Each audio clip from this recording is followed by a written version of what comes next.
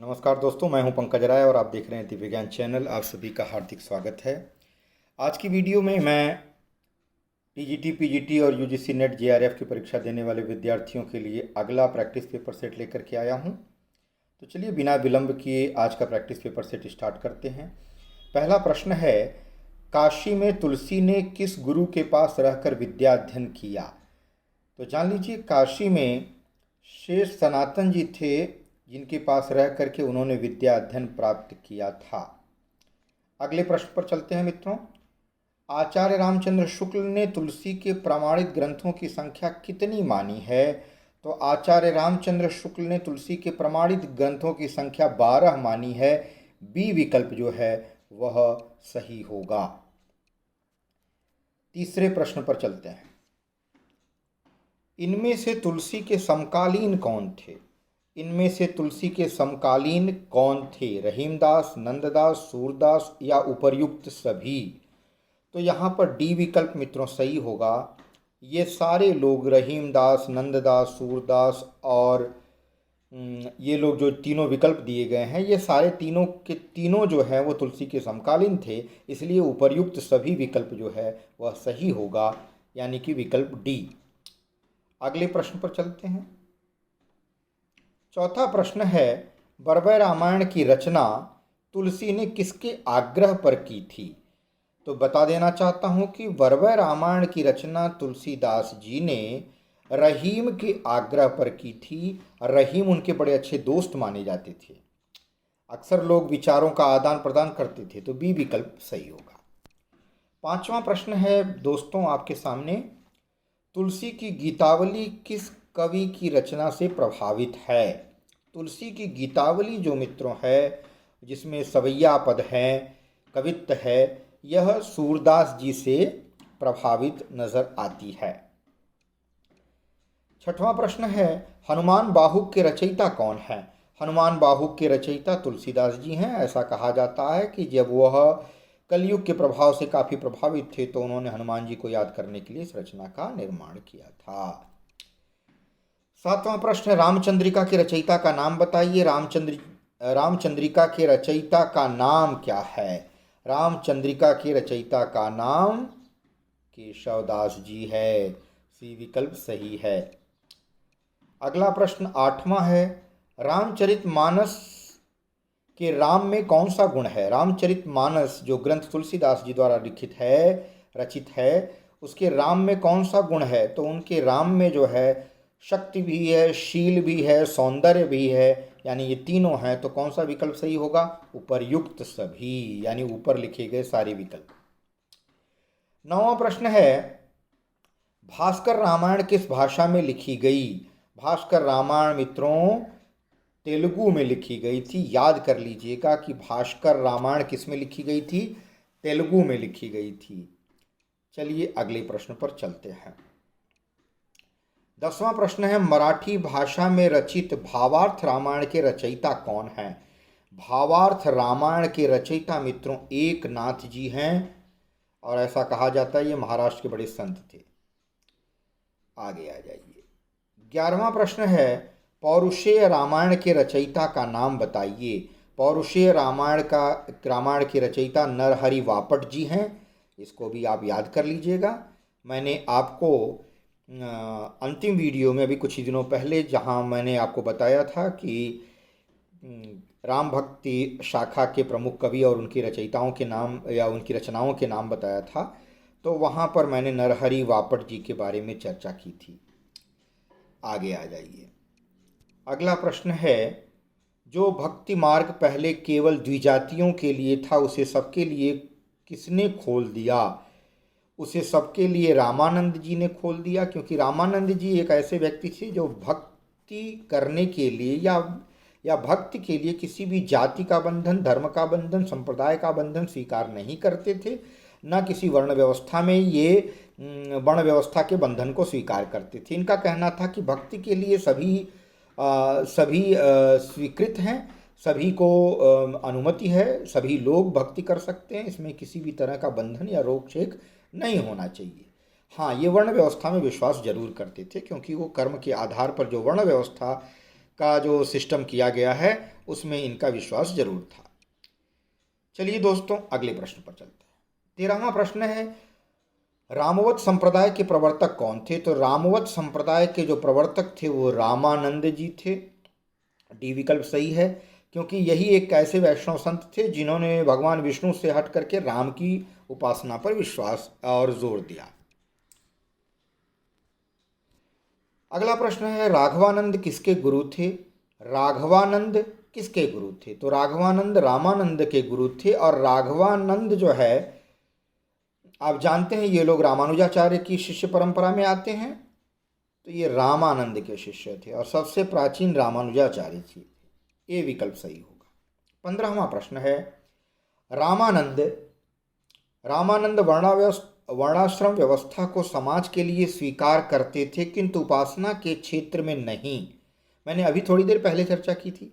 रामानंद वर्णाश्रम व्यवस्था को समाज के लिए स्वीकार करते थे। उनका कहना था कि भाई वर्णाश्रम व्यवस्था होनी चाहिए, यानी कि जो वर्ण के आधार पर व्यवस्था की गई है, ब्राह्मण क्षत्रिय वैश्य और शूद्र, वो होनी चाहिए, उसमें कोई दिक्कत नहीं है, लेकिन उपासना के क्षेत्र में किसी भी तरह का बंधन नहीं होना चाहिए। यह मत इनमें से किसका है, यानी किसने यह बात रामानंद जी के बारे में कही थी? आचार्य हजारी प्रसाद द्विवेदी ने कहा था, डॉक्टर नगेंद्र ने कहा था, आचार्य रामचंद्र शुक्ल ने कहा था, यह परशुराम चतुर्वेदी ने कहा था? तो जान लीजिए, यह बात आचार्य रामचंद्र शुक्ल जी ने कही थी। उनका जब आप हिंदी साहित्य का इतिहास पढ़ेंगे तो उसमें आपको यह बात नजर आएगी। 16वां प्रश्न है दोस्तों, गोद लिए हुलसी फिरै तुलसी सो सुत होय। गोद लिए हुलसी फिरै तुलसी सो सुत होय, यह पंक्ति किसकी है? यह पंक्ति रहीम दास की है, जिन्होंने तुलसी जी के बारे में यह बात कही थी। 17वां प्रश्न है, तुलसी ने कौन सी रचना कलिकाल से मुक्ति पाने हेतु लिखी थी? कलिकाल यानी कलयुग के प्रभाव से मुक्ति पाने के लिए उन्होंने जो रचना लिखी थी उनमें से एक रचना है विनय पत्रिका। और इस विनय पत्रिका में उन्होंने तमाम देवी देवताओं के जो है की विनती की है, स्तुति की है। तो ये जो है वह कलिकाल से यानी कलयुग के प्रभाव से मुक्ति पाने के लिए भी इन्होंने इस रचना को विशेष रूप से किया था। हनुमान बाहुक, ऐसा कहा जाता है कि जब भुजाओं में का बल बढ़ाना रहता है, उसकी थकान कम करनी रहती है, तो हनुमान बाहुक की रचना उन्होंने की थी। इसके पीछे क्या सच्चाई है ये तो हमें भी पता नहीं। चलिए अगले प्रश्न पर चलते हैं। 18वां प्रश्न, रामचरितमानस की रचना आचार्य शुक्ल के अनुसार कितने समय में हुई? तो आचार्य रामचंद्र शुक्ल ने कहा है कि 2 वर्ष 7 माह में तुलसीदास जी ने रामचरितमानस की रचना की थी। अगले प्रश्न पर चलते हैं। रामचरितमानस में कुल कितने कांड हैं? रामचरितमानस में कुल 7 कांड हैं। बाल कांड, अयोध्या कांड, अरण्य कांड, किष्किंधा कांड, सुंदर कांड, लंका कांड और उत्तर कांड। आगे आ जाइए। 20वां प्रश्न, इनमें से रामकथा का मार्मिक प्रसंग कौन सा है? नारद मोह मार्मिक प्रसंग है, चित्रकूट प्रसंग है, अहल्या उद्धार है या रावण वध है? इनमें से कौन सा ऐसा है जो कि मार्मिक प्रसंग है? अब गौर करिएगा, नारद मोह भी लिखा गया है, चित्रकूट प्रसंग भी लिखा गया है, अहल्या उद्धार भी लिखा गया है और रावण वध भी लिखा गया है। इसमें चित्रकूट प्रसंग को प्राथमिकता दी जाती है और कहा जाता है कि ये यहाँ बहुत मार्मिक चीज़ों का वर्णन किया गया। राम जी बहुत दिनों तक चित्रकूट में रहे हैं और वहाँ कई घटनाएं ऐसी घटी हैं, उनमें से बहुत सारी घटनाएं बड़ी मार्मिक हैं। अहल्या उद्धार को कुछ लोग प्राथमिकता दे सकते हैं, लेकिन अहल्या उद्धार जैसी कई मार्मिक घटनाएं चित्रकूट में हुई, इसलिए चित्रकूट प्रसंग को ज़्यादा मार्मिक माना जाता है। आगे आ जाइए। 21वां प्रश्न, लोकनायक वही हो सकता है जो समन्वय कर सके, यह कथन किसका है? लोकनायक वही हो सकता है जो समन्वय कर सके, यानी सभी लोगों में समानता का स्थान बना सके, सभी लोगों में समानता दर्शा सके या समानता का भाव रख सके, वह किसी भी वर्ण व्यवस्था और इत्यादि की जाति और धर्म के आधार पर भिन्नता में विश्वास न रखता हो। तो आचार्य हजारी प्रसाद द्विवेदी ने यह बात कही थी। बड़ा ही महत्वपूर्ण प्रश्न है मित्रों, इसको ज़रूर याद रखिएगा, क्योंकि ये जो कथन है अक्सर आते हैं यूजीसी नेट, टीजीटी और पीजीटी में, तो हम समझ नहीं पाते हैं भाई ये किसका कथन है, तुक्का मार के चले आते हैं। 22वां प्रश्न है, ज्ञान भक्ति का विशद विवेचन रामचरितमानस के किस कांड में है? बड़ा ये भी बहुत अच्छा प्रश्न है, क्योंकि जब हम रामाश्रय शाखा के अंतर्गत देखते हैं तो उसमें से प्रमुख कवि तो आप जानते हैं तुलसीदास हैं, इसमें इनकार नहीं किया जा सकता, और तुलसीदास की रचनाओं से संबंधित अक्सर प्रश्न पूछे जाते हैं। अब उसमें से भी तुलसीदास की रचनाओं में जितनी प्रसिद्धि रामचरितमानस को मिली उतना दूसरी किसी को नहीं मिली। आज रामचरितमानस उत्तर भारत में जितना प्रसिद्ध है उतना कोई और तुलसी का ग्रंथ प्रसिद्ध नहीं है। हालांकि उनके सारे ग्रंथ प्रसिद्ध हैं, पर रामचरितमानस कुछ ज़्यादा ही। तो रामचरितमानस के किस कांड में ज्ञान भक्ति का विशद विवेचन किया गया है? उत्तर कांड में मित्रों, क्योंकि उत्तर कांड अंतिम कांड है जहाँ पर इन्होंने निचोड़ लिखा है कि भाई क्या चीज़ जिंदगी में होनी चाहिए और क्या नहीं होना चाहिए, और राम कथा को आधार मान करके राम, सीता और रामायण के तमाम पात्रों को आधार मान करके उनके अंदर पाई जाने वाली जो मानवीयता है, मानवीय गुण हैं, जो विशिष्ट तरह के मानवीय गुण हैं, उसको उजागर करके मानव मात्र को एक व्यापक संदेश देने का कार्य किया है तुलसीदास जी ने। सी विकल्प सही है। 23वां प्रश्न, सूरदास की रचना में संस्कृत की कोमल कांत पदावली और अनुप्रासों की वह छटा नहीं है जो तुलसी की रचना में दिखाई पड़ती है। मैं रिपीट कर रहा हूं, सूरदास की रचना में, कौन से कवि? सूरदास की रचना में संस्कृत की कोमल कांत पदावली और अनुप्रास की वह छटा नहीं है जो तुलसी की रचना में दिखाई पड़ती है। यह कथन किस आलोचक का है? यह कथन किस आलोचक का है? बड़ा ही महत्वपूर्ण है। यह कथन आचार्य रामचंद्र शुक्ल जी का है। ज़्यादातर आचार्य रामचंद्र शुक्ल और हजारी प्रसाद द्विवेदी ही छाए रहते हैं, ज़्यादातर, और उसमें से भी सबसे ज़्यादा रामचंद्र शुक्ल जी, क्योंकि हिंदी साहित्य का इतिहास इन्होंने लिखा और बड़ा विवेचन किया और सबसे ज़्यादा प्रमाणिक पुस्तक भी मानी जाती है। तो कहीं ना कहीं आचार्य रामचंद्र शुक्ल ज़्यादातर कथनों में आ जाते हैं। अगर आपको कोई ऑप्शन नहीं आता है तो ऐसी हालत है, नहीं तो पढ़ना तो आवश्यक है ही है। हाँ, जहाँ तुक्का मारना आचार्य रामचंद्र शुक्ल ज़्यादातर सही बैठते हैं। आगे आ जाइए।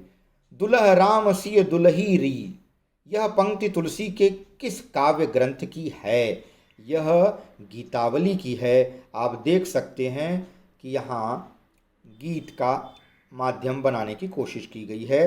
दुलह राम सिय दुलही री, यह पंक्ति तुलसी के किस काव्य ग्रंथ की है? गीतावली की है, जिसमें कवित्व का प्रयोग किया गया है और सवैया छंद लिखा गया है। अगले प्रश्न पर आते हैं। 25वां प्रश्न है, बालधि विशाल विकराल ज्वाल जाल मानो लंक लीलिबे को काल रसना पसारी है। फिर से मैं बोल रहा हूं, बालधि विशाल विकराल ज्वाल जाल मानो लंक लीलिबे को काल रसना पसारी है। यह पंक्ति किस काव्य ग्रंथ की है? एक बार मैं फिर से रिपीट करना चाहूंगा। बालधि विशाल विकराल ज्वाल जाल मानो लंक लीलिबे को काल रसना पसारी है। यह पंक्ति किस काव्य ग्रंथ की है? छंद के हिसाब से भी मैंने पढ़ने की कोशिश की है। यह कवितावली की है, और कवित्त जिसको कहते हैं, कविता लिखने का एक छंद है कवित्त, उसमें यह लिखी गई है। आइए आगे चलते हैं। 26वां है, जाके प्रिय न राम वैदेही, पद किस पुस्तक में है? जाके प्रिय न राम वैदेही, यह किस पुस्तक में है? यह विनय पत्रिका में है मित्रों। जाके प्रिय न राम वैदेही, जिसको राम और वैदेही प्रिय न हो। तुलसीदास किस दार्शनिक मत के भक्त कवि थे? अद्वैतवाद, द्वैतवाद, शुद्धाद्वैतवाद या विशिष्टाद्वैतवाद? तो आप जान लीजिए एक बात, रामानुजाचार्य श्री संप्रदाय के थे, और श्री संप्रदाय किसमें विश्वास करता था? विशिष्टाद्वैतवाद। तो ज़्यादातर इसमें जितने भी संत हुए हैं ये विशिष्टाद्वैत वाले ही रहे हैं, ठीक है, चाहे संत हुए हों या रचनाकार हुए हों। 28वां आ जाइए। रामचरितमानस का प्रारंभ तुलसी ने कहाँ किया था? एक बड़ा अच्छा प्रश्न कि भाई रामचरितमानस का प्रारंभ यानी लिखना इसको जब चालू किया था तो सबसे पहले कहाँ लिखा था? यह अयोध्या में लिखी गई थी मित्रों। इसका कुछ पार्ट काशी में भी लिखा गया था, लेकिन अयोध्या में रामचरितमानस का प्रारंभ किया गया था और काफ़ी हद तक काफ़ी कांड उन्होंने अयोध्या में लिखे थे। राम भक्त शाखा के अंतर्गत वैरागी दल का गठन किसने किया? वैरागी दल एक ही व्यक्ति थे, रामानंद जी। ठीक है, मैंने बताया आपको कि रामानंद जी वैष्णव व्यवस्था वर्ण व्यवस्था में तो विश्वास करते थे, पर धर्म भक्ति के लिए वह किसी भी तरह का बंधन में विश्वास नहीं करते थे। वो सभी बंधनों को तोड़ करके, उनके शिष्यों में देख लीजिए आप, धन्ना है, पीपा है, सेन है, कबीर हैं, रैदास हैं, तो सभी वर्ण और धर्मों के लोगों को स्वीकार किए अपने भक्तों में, और उन्होंने एक वैरागी दल, एक विशेष दल का जो है गठन किया था। आगे आ जाइए। 30वां प्रश्न, नाभादास जी के गुरु का नाम क्या था? नाभादास जी के गुरु का नाम था मित्रों अग्रदास। तो मैं समझता हूँ आपको आज का वीडियो ज़रूर पसंद आया होगा। आप इसे ज़्यादा से ज़्यादा लोगों तक शेयर करेंगे, लाइक बटन ज़रूर दबा देंगे, और साथ ही साथ अगर आप मेरे चैनल से नए जुड़े हैं तो प्लीज़ चैनल को सब्सक्राइब कर लीजिए, ताकि हम जल्दी से जल्दी 1 मिलियन सब्सक्राइबर वाला टारगेट पूरा कर सकें। आप सभी का तहे दिल से बहुत बहुत धन्यवाद। यथोचित नमस्कार। अगली वीडियो में एक नए रोचक विषय के साथ मैं फिर आपके सामने आऊँगा। तब तक के लिए आपका